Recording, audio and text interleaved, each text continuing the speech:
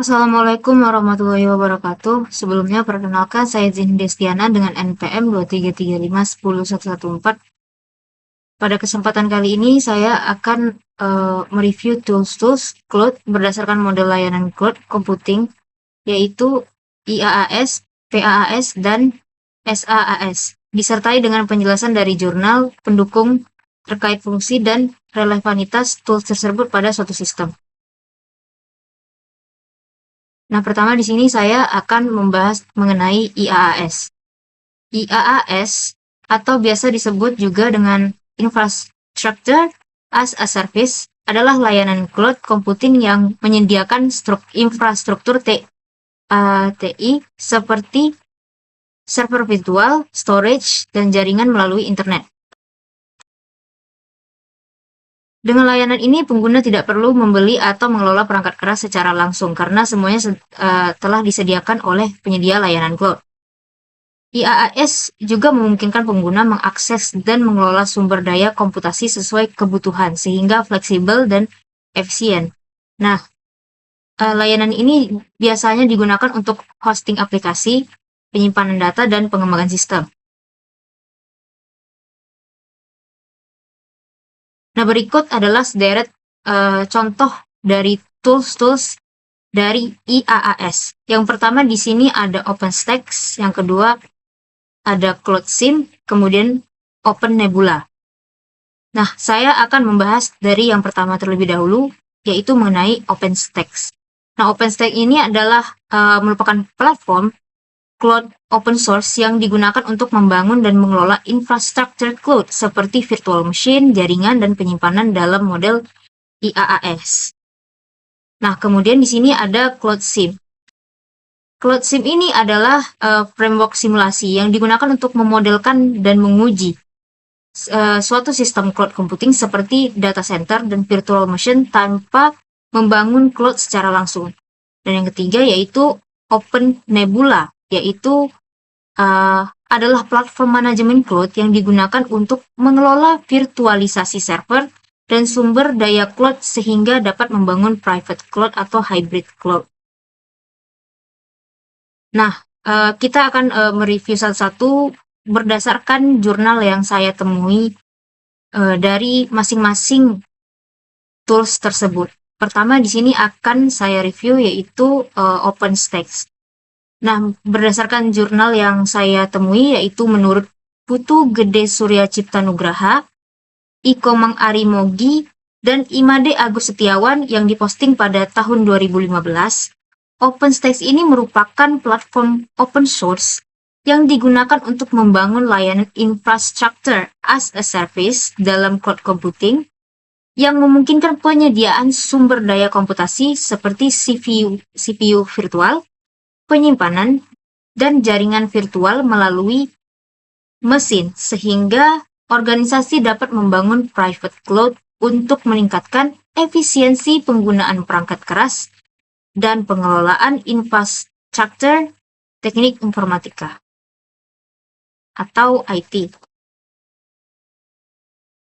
Nah, kemudian di sini saya akan mereview OpenNebula berdasarkan jurnal yang saya temukan, yaitu berdasarkan penelitian ABM Monirusman, Kausar Wazetnavi, dan Syed Ahter Hussain yang diposting pada 2014, OpenNebula ini merupakan platform cloud open source yang digunakan untuk membangun dan mengelola private maupun sistem yang bersifat hybrid cloud.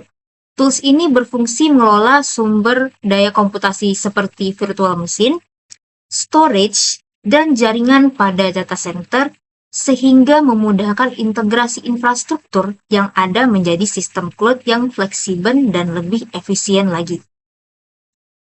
Kemudian di sini saya akan mereview tentang CloudSIM.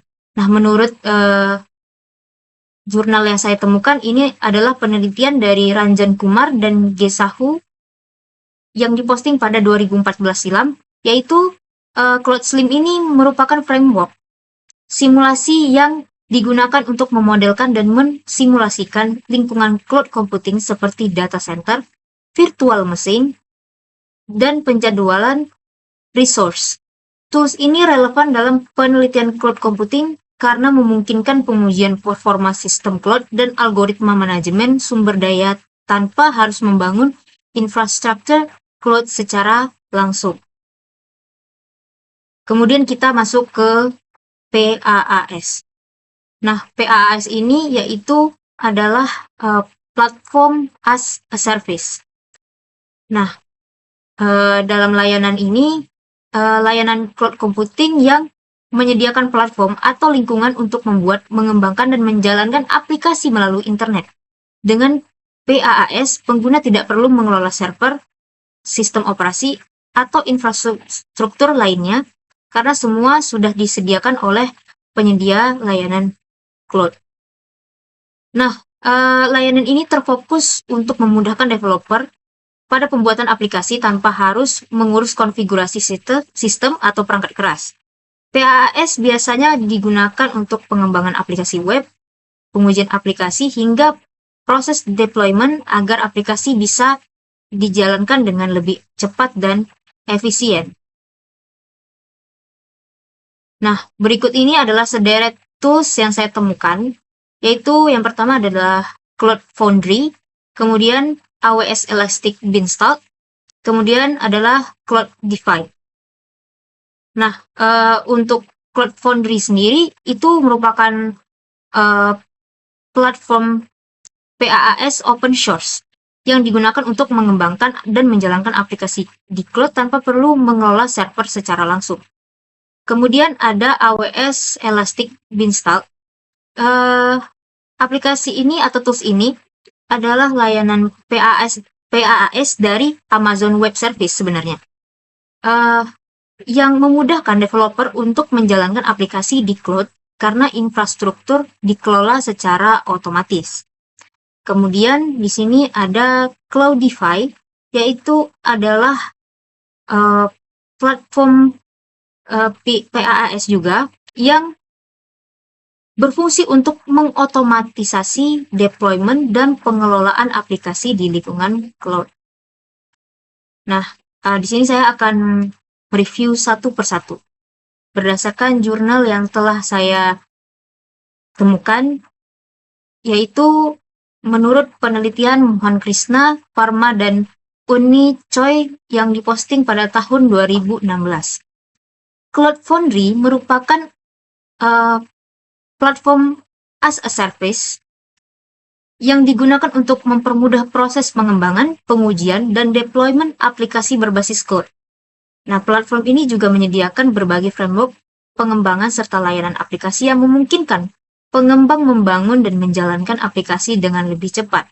Cloud Foundry juga mendukung berbagai bahasa pemrograman dan dapat dijalankan dengan berbagai lingkungan cloud, sehingga relevan digunakan dalam pengembangan aplikasi yang membutuhkan fleksibilitas serta skalabilitas dalam pengelolaan layanan cloud. Nah, selanjutnya di sini ada review dari Cloudify. Nah, menurut jurnal yang saya temukan, ini penelitian dari Jan Meisner, Piotr Nowakowski, Marian Bubak, dan lain-lain yang diposting pada tahun 2020 dalam jurnalnya, yaitu Toward Scale Computing Architecture and its Prototype, Service, and Infrastructure. Cloudify ini digunakan sebagai platform cloud orchestration yang mendukung pengelolaan dan penyediaan resource komputasi pada lingkungan cloud dan HPC, High Performance Computing. Dalam arsitektur sistem yang mereka bangun, Cloudify ini terintegrasi dengan platform eksekusi melalui RESTful API untuk membantu melakukan penjadwalan serta penyediaan virtual machine atau VM di cloud, sehingga proses komputasi berskala besar dapat dijalankan secara otomatis dan terkoordinasi. Dengan demikian, Cloudify berfungsi sebagai alat otomatisasi deployment dan manajemen infrastruktur cloud yang relevan dalam sistem komputasi skala besar, terutama untuk mendukung pemrosesan data besar dan integrasi antara lingkungan HPC dan cloud computing. Kemudian di sini berdasarkan jurnal yang saya temui, tentang review AWS Elastic Beanstalk ini, yaitu menurut penelitian Karan Singh dan juga Nipun Kamboj yang diposting pada tahun 2016. Layanan platform as a service dalam cloud computing menyediakan lingkungan pengembangan aplikasi yang dapat diakses melalui internet tanpa harus mengelola infrastruktur secara langsung. Salah satu implementasi layanan tersebut adalah AWS Elastic Beanstalk ini, yang memungkinkan pengembang untuk melakukan deployment dan pengelolaan aplikasi secara otomatis menggunakan infrastruktur dari Amazon Web Service. Dengan fitur ini, AWS Elastic Beanstalk ini relevan digunakan untuk pengembangan aplikasi berbasis cloud karena mempermudah proses deployment tersebut dengan pengelolaan sumber daya serta meningkatkan skalabilitas aplikasi. Nah, baiklah, di sini kita akan masuk kepada yang terakhir, model yang terakhir, yaitu SaaS, atau kepanjangannya itu adalah Software as a Service. Software as a Service ini merupakan model layanan cloud di mana aplikasi dapat digunakan langsung melalui internet tanpa perlu diinstal di perangkat pengguna. Semua pengelolaan sistem seperti server, pembaruan, dan penyimpanan data ditangani oleh penyedia layanan, sehingga cukup untuk mengakses aplikasi melalui browser. Contoh layanan ini, contohnya yaitu Google Docs dan Microsoft 365. Kemudian model SaaS ini banyak digunakan karena lebih praktis dan fleksibel. Pengguna dapat mengakses aplikasi dari berbagai perangkat selama terhubung ke internet tanpa perlu mengelola infrastruktur atau instalasi perangkat lunak sendiri. Hal ini membuat SaaS lebih efisien untuk digunakan oleh individu tertentu maupun suatu organisasi ataupun perusahaan tertentu. Nah, berikut adalah sederet tools yang termasuk dalam kategori SaaS. Yang pertama di sini ada Overleaf, ada Slack, ada Cisco WebEx. Pertama saya akan membahas tentang Overleaf terlebih dahulu.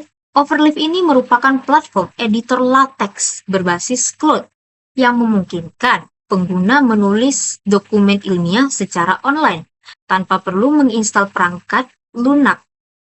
Nah, platform ini juga mendukung kolaborasi real-time sehingga banyak digunakan oleh mahasiswa dan peneliti untuk menulis artikel ilmiah dan laporan penelitian. Kemudian di sini ada Slack. Slack ini merupakan platform komunikasi dan kolaborasi berbasis cloud yang digunakan untuk memudahkan kerja tim dalam sebuah organisasi atau mungkin perusahaan tertentu. Nah, aplikasi ini memungkinkan pengguna mengirim pesan, berbagi file, kemudian membuat kanal diskusi, serta mengintegrasikan berbagai layanan lain, sehingga komunikasi dan koordinasi pekerjaan dapat dilakukan secara lebih cepat dan terorganisir melalui internet. Kemudian di sini ada Cisco WebEx. Cisco WebEx ini merupakan platform konferensi video berbasis cloud yang digunakan untuk melakukan rapat, webinar, dan kolaborasi jarak jauh secara online dan real-time. Aplikasi ini menyediakan fitur seperti video meeting, berbagi layar, chat, dan perekam rapat, sehingga banyak digunakan dalam kegiatan bisnis, pendidikan, maupun pertemuan virtual.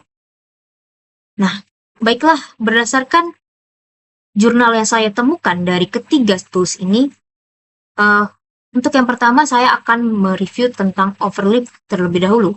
Di sini saya menemukan penelitian menurut Trinh Quang Minh dan teman-teman yang diposting di tahun 2025, yaitu beliau mengatakan bahwa Overleaf merupakan platform pembuatan dokumen berbasis LaTeX secara online yang dirancang untuk menulis dan mengelola dokumen ilmiah, seperti artikel jurnal, laporan penelitian, maupun proceeding konferensi.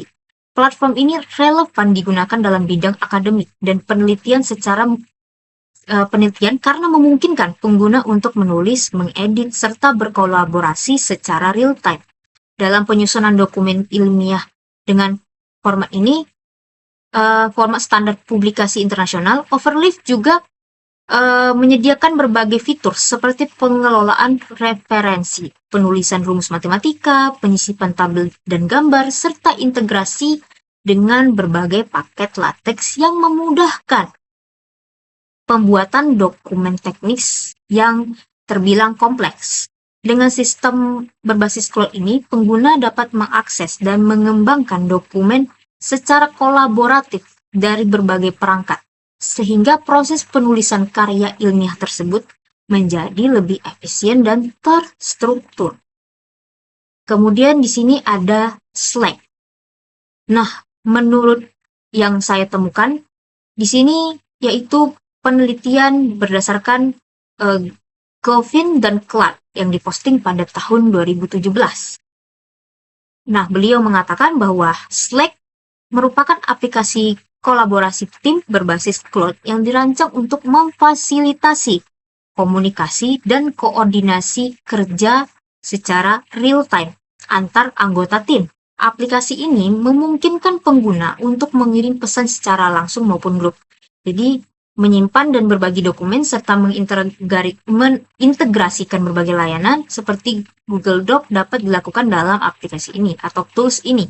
Kemudian dalam konteks penelitian organisasi, Slack relevan digunakan untuk meningkatkan efisiensi komunikasi, mempermudah koordinasi aktivitas tim, serta mengelola dokumen secara terpusat sehingga alur kerjanya menjadi lebih terorganisasi dan lebih efektif lagi. Kemudian di sini ada Cisco WebEx. Saya cukup familiar dengan Cisco ini, tapi ini baru pertama kalinya saya menemukan Cisco WebEx. Biasanya pada semester sebelumnya saya itu memakai salah satu aplikasi Cisco. Nah, menurut jurnal yang saya temukan untuk Cisco WebEx ini, yaitu penelitiannya menurut Setyo Ningrum yang diposting pada 2021 silam. Beliau mengatakan bahwa Cisco WebEx merupakan aplikasi konferensi video berbasis Claude yang memungkinkan pengguna untuk melakukan pertemuan daring, berbagi konten, serta berkolaborasi secara real-time melalui jaringan internet. Platform ini relevan digunakan dalam bidang pendidikan, khususnya dalam mendukung pembelajaran daring, karena mampu memfasilitasi interaksi antara guru dan siswa meskipun berada di lokasi yang berbeda. Seperti yang saya katakan barusan, bahwa saya juga pernah menggunakan salah satu dari Cisco WebEx ini pada semester-semester sebelumnya. Nah, dengan fitur Cisco WebEx ini, seperti video meeting, screen sharing, dan kolaborasi konten, Cisco WebEx ini membantu proses penyampaian materi pembelajaran secara lebih interaktif, tentunya, serta mendukung komunikasi yang lebih efektif dalam kegiatan belajar jarak jauh, pastinya. Nah, baiklah, jadi berdasarkan review yang telah saya sampaikan, di sini saya bisa menarik suatu kesimpulan, yaitu berdasarkan hasil review yang telah saya lakukan, layanan cloud computing terbagi menjadi 3 model utama, IaaS, PaaS, dan SaaS yang masing-masing memiliki fungsi dan peran berbeda dalam mengelola sistem berbasis cloud. Tools seperti OpenStack, OpenNebula, dan CloudSIM mendukung pengelolaan infrastruktur pada level IaaS. Sedangkan Cloud Foundry, Cloudify, dan AWS Elastic Beanstalk memfasilitasi pengembangan serta deployment aplikasi pada level PaaS. Sementara itu, Overleaf, Slack, dan Cisco WebEx merupakan contoh layanan SaaS yang memungkinkan pengguna memanfaatkan aplikasi secara langsung melalui internet untuk kolaborasi, komunikasi, dan pembuatan dokumen. Jadi secara keseluruhan penggunaan berbagai tools tersebut ini menunjukkan bahwa teknologi cloud computing ini mampu meningkatkan efisiensi, fleksibilitas, dan kolaborasi dalam pengelolaan sistem maupun aktivitas kerja dan penelitian. Mungkin cukup sekian yang dapat saya sampaikan, kurang dan lebihnya saya mohon maaf. Saya akhiri. Wassalamualaikum warahmatullahi wabarakatuh.